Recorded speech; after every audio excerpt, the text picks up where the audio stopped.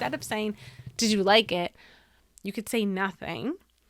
Or remember, we always go back to the 5 senses, which is, how did it sound? Was it dry? Was it crunchy? Was it hard, soft? Just if you have to ask a question, ask a sensory related question. Don't ask their opinion on it, and don't make them think that their answer will either make you happy or sad. Hi, and welcome to another podcast episode. I'm Christine, your host, and we are fresh off of the heels of Thanksgiving, going into December. And I hope everyone had a really great holiday, and hopefully it was not super stressful with your picky eaters. I know it could be a tough time of year for eating and eating challenges. And I feel like this time of year always sort of brings that and highlights it right to the forefront of our awareness, because there's so many events where there is food. And it just kind of like brings it front and center, I think. So, last week we talked, a little bit about, actually, what did we talk about last week? I think last week was talking to different family members. But this week I want to highlight really talking about the eating issues in front of and to your kids. And sometimes we think that they're not listening when they really are. And, this is I feel like this is a very foundational episode, because I feel like if we can fix some of these issues, right, you're going to have a really good stepping stone to using the rest of my strategies and tips. But if this piece of the puzzle is not like really like solidified, and we have like a good handle on this piece, it's going to be really hard, because it's like, what's a good example? It's like building a tower, but like the bottom layer is like sticks. And it's like, if it's not stable, you're not going to be able to really build and have you need like a good, strong foundation for eating to really grow our picky eaters and for them to flourish. Now let's dive in. So talking about eating issues in front of our kids, maybe you're talking to your partner or to your mom and they happen to be in earshot in the house or something. Or maybe you think they're upstairs, but they're actually around the corner listening to what you're saying. As a child, I remember doing that quite often.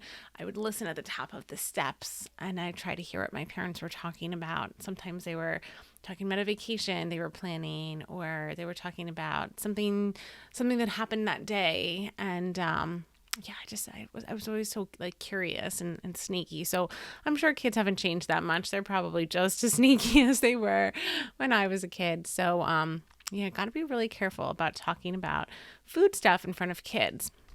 Not just because of picky eating, but actually because of other things with food. A lot of people have unhealthy relationships with food. Now, for some people that might mean overeating. For some people that might mean undereating or having eating disorders like anorexia and bulimia, right? So there's a lot of different things that could come about in regards to food. And I'd say a lot of, I'm not saying that like the whole population has an eating disorder, but just in general, Americans especially are known for being a little overweight, right? And it's just like this. It's like, is there, there's so many factors. I'm not saying that it's always an unhealthy relationship with food, but there are definitely cases or portions of that are just unhealthy relationships with food.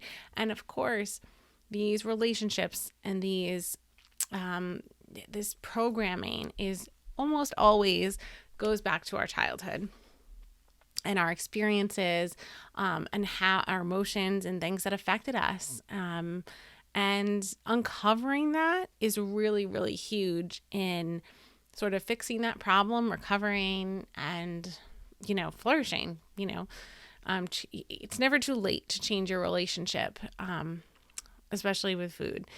Now, I'm going to give you 7 reasons that we don't want to do this. We don't want to talk about food stuff. Now, you might think, oh, well, I never talk about the bad stuff, but I only talk about the good stuff, right? But I'm actually going to hopefully dissuade you from doing that as well. And you're going to understand why very soon. But really, promoting or saying like all of the good stuff, like, oh, I'm so proud of you. You ate this. Oh, good job trying. Oh, did this. That could also have some negative consequences. So I'm going to explain why, and I'm going to make some suggestions on what you can say instead. And I personally have the hardest time with this because my background originally was more in behavior based. I actually worked at a school, and all my whole day was just modifying behavior. So it's really hard to untrain that in me. But I have the hardest time because I get excited, if a child or even my child does something really great, and I want to be like, oh, good job doing this. Good job, you ate that. But I have to rein it in and hold myself back sometimes because I know that might not be the best. So let's talk about why. Okay, so number 1. So talking about these different food things in front of our kids can create anxiety and stress. And anxiety and stress plus food equals negative feelings about food, which we don't want. And also, when we are stressed, our brains literally cannot learn as well. So, I remember when I worked in a school and we would have some in-services, or, sometimes we'd have like speakers come talk to the teachers. And I actually vividly remember multiple times learning and hearing that kids can't learn when they're stressed out. And it changes the way our brains work. So when you're in fight or flight, and that stress and anxiety puts you into fight or flight, cortisol increases in the body, and adrenaline increases. And when those hormones are sort of activated, it suppresses our ability to learn and retain information. So what are we doing when we're feeding therapy and when we're presenting new foods to kids? Well, that is them learning about that food. Well, how can they learn with that food, engage with that food, if that is suppressed in their body, right? So, good or bad, talking about food in front of kids can elicit that stress response. So we just will avoid doing that altogether to avoid that stress response. And if you've taken my workshop, courses, mindset, books, everything, I always am talking about how important it is to have the child relaxed before mealtime for optimal results, based on that exact same principle that the fight or flight is detrimental to progress with feeding. Okay. So number 2, impacting their self-esteem, which is big these days. I feel like we're hearing about this more and more, about how kids' self-esteem really impacts their just overall growth and development. And, feeling like they're not meeting like a certain criteria or successful level, it can lead them to feeling inadequate or shameful that they're letting you down or they're not doing a good enough job. So let me see. I wrote down some examples here, and what's a good one for this self-esteem? I'm so proud that you ate all of your green beans. Now, right, you might not initially think that would be a bad statement, right? But that expectation or what they're what they might be interpreting when they hear that is, well, if I want to make my mom happy, I have to eat these foods. And you might be thinking, yeah, exactly. I want to be happy and I want them to eat the food. So like, what's the problem? Well, the problem is if it's hard for them to eat it, if their sensory system isn't ready for it, if their oral motor skills aren't there, if they like physically can't do something, right? Or we're asking them to do something that's a little bit too hard for their current skill level, pushing them beyond that is not necessarily a good thing, because they might internally have a negative association with that food, but be conflicted because they're trying to please you. Now, not every kid is a people pleaser, but there are many kids who are. And it's those people pleaser kids that will feel this a little bit more, I think. They really want, mom and dad's approval and praise. And, if they're not meeting that, like, if mom and dad are saying, oh, I'm disappointed that you didn't try that food, or, you're talking to, maybe your mom's over for dinner and you're like, yeah, I really wish he would have tried that. I love when you make, that casserole. I really wish he would have tried that. That would have made my night. And he hears that, and that's those sort of feelings they might not say anything, but, they're sort of gathering their own narrative as they're learning and growing. And, we don't want that narrative to be, oh, wow, I really let mom down because that food was really hard for me.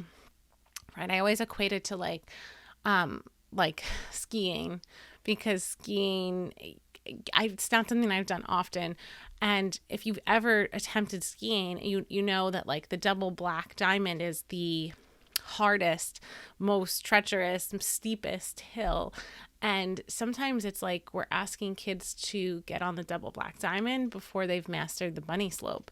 And, it's that feeling of inadequacy, like, oh my God, like they're asking me to do the double black diamond. Like I can't even do this one. Like, how am I going to do the hardest one?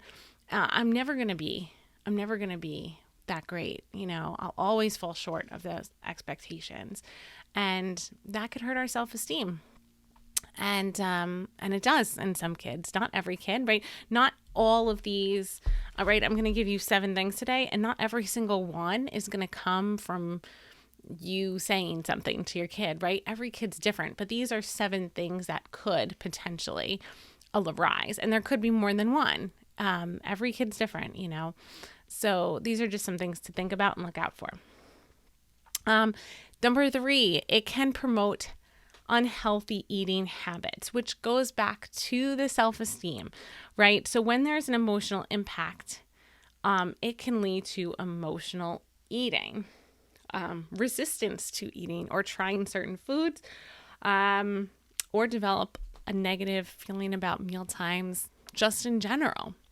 So, I'm sure and there's like commercials and, it's a kind of like that known fact. It's like, oh, like I'm eating my feelings is the phrase, I guess.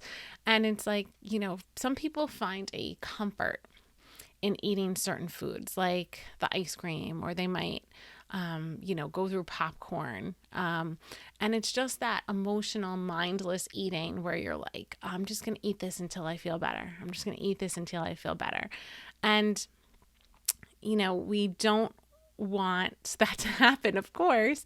So, for whatever reason, maybe that one particular food holds such a positive, happy memory, and it's almost like, well, I'm going to eat this food to make me happy, right? That's sort of what happens. And, usually, unfortunately, those foods aren't like fruits and vegetables. They're usually like junk food, because junk food spikes our brain to sort of like get excited and have that dopamine rush. So that's essentially what people are doing when they're emotionally eating.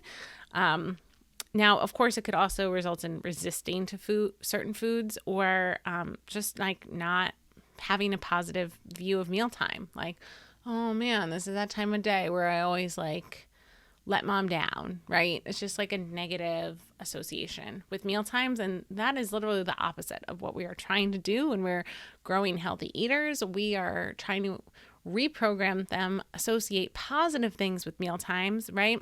And I always talk about different strategies on how to do that. And I have all of those materials in the course for you to do that.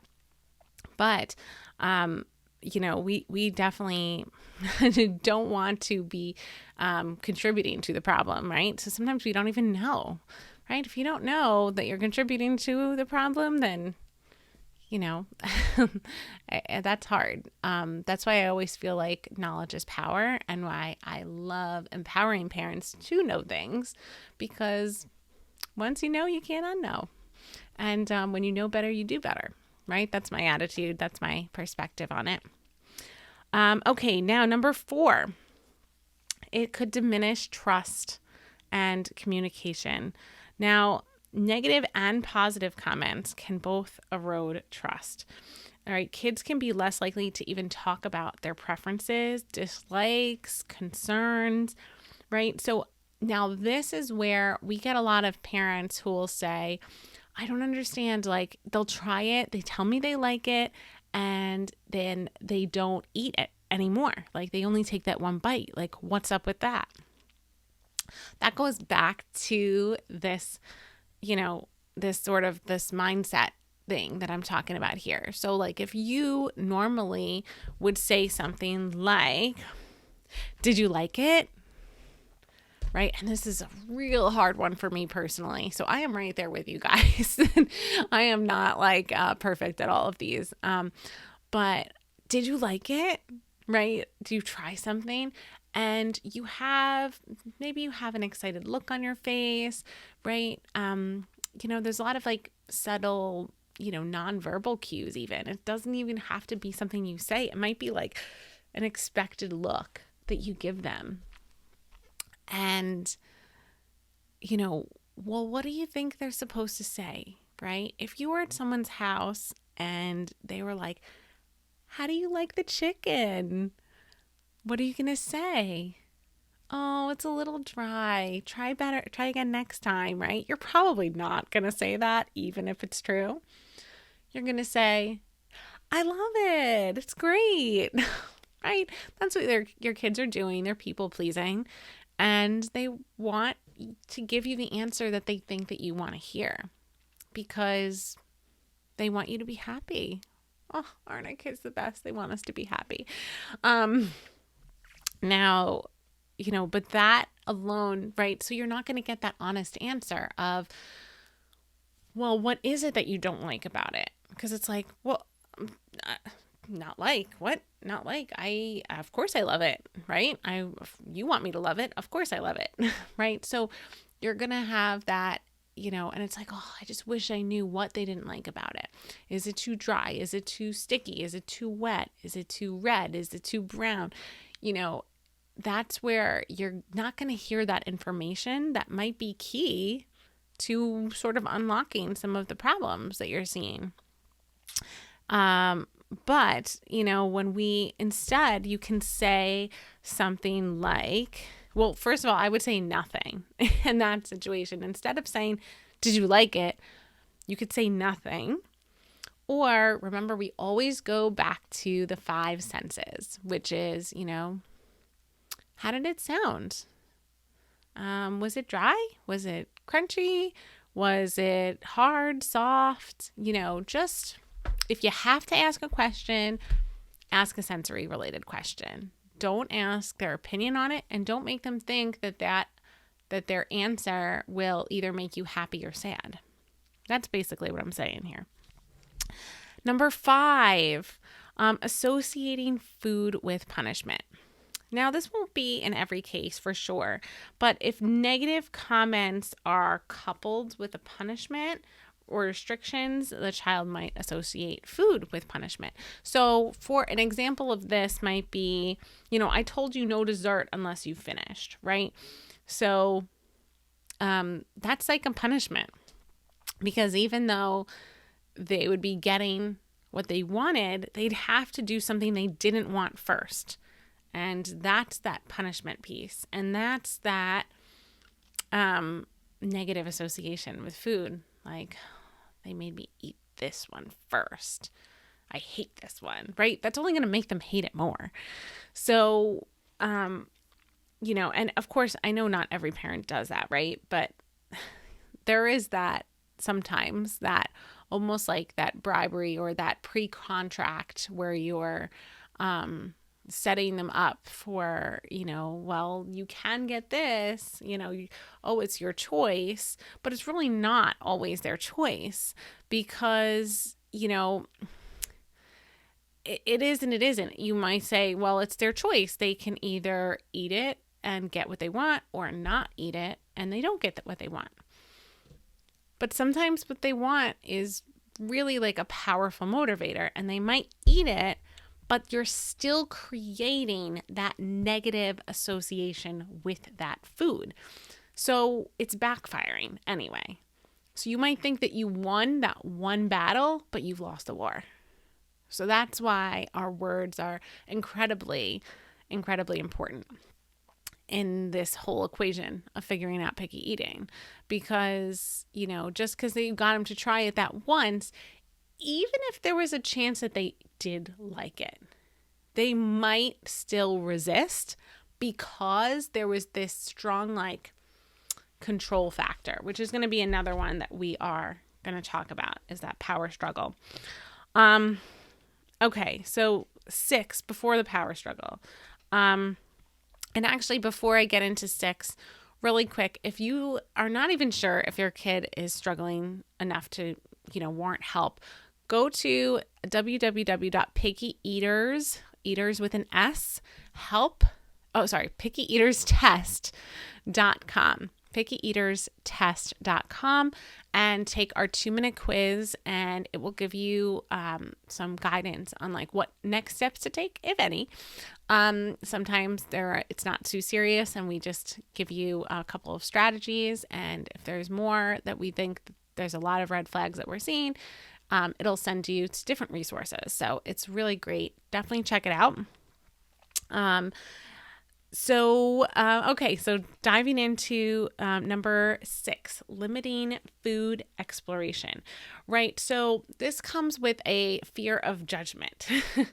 It might prevent them from broadening their palate, expanding, exploring foods, testing things out, and experimenting. So an example of this might be, and I absolutely hate this episode, it's like a song. There's this kid song on YouTube. I think it's through Super Simple Songs, and one of them is called it's like a yucky song, and they put different combinations of food together, and they go, oh, that's yucky. And I'm like, no, don't say that. Why stifle their creativity, right? And I'll give you a perfect example. But if you said something like, oh, you put those two foods together, that's gross. Or oh no, we don't touch that. We use a knife for that. If they want to touch it with their hand, great. That's a win in my book. But some parents are really clean. They're really clean people. I've been in houses where everything is white, and there is no getting it messy, right? So touching peanut butter with their finger would be a no-no, right? That's never encouraged, right? So, and I have, one of our clients, she texted me recently and said, oh, guess who put peanut butter and kiwi together today and loved it? And I was like, oh, wow, I never would have thought that. And she was like, I wouldn't have either, but she ate the kiwi, and I was really excited. But she didn't say she was excited or anything, and she didn't discourage her from putting those combinations together. And, that was amazing, because she was actually using a few of our different strategies at the same time. But it's her approach with her words, or lack of words actually, that I think is going to help that child continue to explore foods. And the next time, maybe she'll, put something else with peanut butter, and then that food will be added to her repertoire, right? So it's that fear of judgment. Like if they think that they're not supposed to be putting those foods together, or that their mom might think that they're being weird or crazy or whatever, because they're approaching and exploring foods differently, they're going to be less and less and less likely to explore foods and to experiment with new foods and to be adventurous. And that's really the opposite of what we want as well. So, taking that fear of judgment off. So, instead of, putting those foods together and in your mind, you're like, ew, that's gross. Don't say it. But you can just be like, oh, that's a fun idea. Just leave it at that. Don't say anything else. See what happens. You could always, again, in doubt, go back to the 5 senses. Oh, that might be wet. Oh, tell me, how does that feel? I don't know. Maybe they've created a brand new dish that will be a crazy hit, right? You never know. Like sometimes, not every food combination has been explored. So like, why limit them? They're like little scientists. Okay, so number 7, our last tip, contributing to power struggles. And now, especially our more defiant kids, or I'd say opposite of people pleaser, like literally trying to push your buttons, this one will probably ring really true for those parents. But constant negativity can lead to these power struggles. So like if you are constantly trying to control, that they have to take a bite or something before they leave the table, right? That's only going to contribute to that power struggle of hating that food more or resisting it more, because you are trying to, the more you try to control, the more they're going to try to control. And it's just going to be this battle. The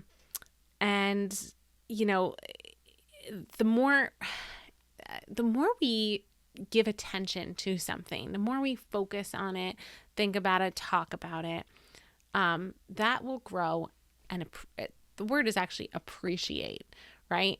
And you might think, well, appreciate means like to be grateful for, but appreciate actually means like to grow. So, think like your money appreciates over time, like that. Yeah. So if you are constantly, giving attention and trying to, control as much as possible the situation, that's what will grow, is that tension and that control, like that need for control. That's what's going to grow, not their love of food. So when we take these into consideration, right? Even just kind of being aware that these exist might be huge for you. And not, you might not have known. And if you are doing one of these things, like, please do not beat yourself up. It does not mean you're a bad parent at all. It just means that you were doing something you didn't know that it might cause something else to happen. And now you know. That's literally all it means. But, what we want, our goal, right, in learning this today was not to like beat on parents. Like, obviously I am one of them. Like I just said, I have trouble with some of these as well. But what we want to do is to change our language, change, and especially, right, even in front of, some of these were to the child specifically, but these can just as easily have been between you and your partner, you and your spouse, right? Like, maybe you or your spouse was talking about like, what, tomorrow at dinner, like there's none of this anymore. Like I'm putting my foot down and, it's going to be, he eats it or he's going to starve or whatever it is. Just like hearing, if your child overhears that, right, it doesn't even have to be directly to them. It could be that they overheard you talking to someone about food, and it didn't make them feel happy or proud. It made them feel sad or guilty or shameful or whatever. even if it wasn't your intention, if that's how they felt, they are going to create a negative association. And we are doing literally everything we can possibly do to undo negative associations with food so that we can have forward progress. If you have not already, please take a moment to rate, review, and subscribe to the channel. It really helps people find us and get the help that they need. So I wish you guys happy meal times, and we will see you again next week. Thank you for listening to How to Unpicky Your Picky Eater. To learn more about achieving your child's feeding goals, check out Christine's website at foodologyfeeding.com. And be sure to tune in next time to How to Unpicky Your Picky Eater.